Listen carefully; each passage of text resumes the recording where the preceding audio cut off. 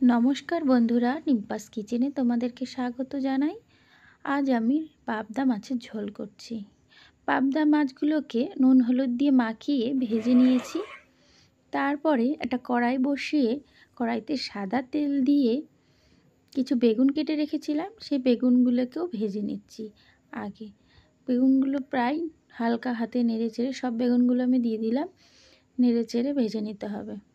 বেগুনের মধ্যে স্বাদ মতো নুন হলুদ দিলে বেগুনটা একটু কালারফুল হবে, দেখতে খুবই সুন্দর লাগবে।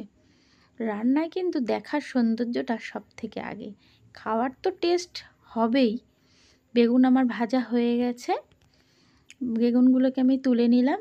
তারপর একটা মশলা বানাতে হবে, সেটার মধ্যে দিলাম পেঁয়াজ লঙ্কা টমেটো কুচি, পেস্ট করে নেব ওটাকে আমি।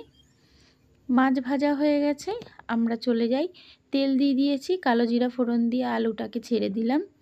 আলুটা হালকা ভাজা হয়ে গেছে, মশলা হয়ে গেছে, পেঁয়াজ কুচি দিয়ে আলুর সঙ্গে একসঙ্গে নেড়েচেড়ে ভেজে নিলাম। তার মধ্যে স্বাদ মতো লবণ হলুদ লঙ্কার গুঁড়ো আর পেঁয়াজ টমেটো কাঁচা লঙ্কা দিয়ে ভালো করে কষিয়ে নিলাম।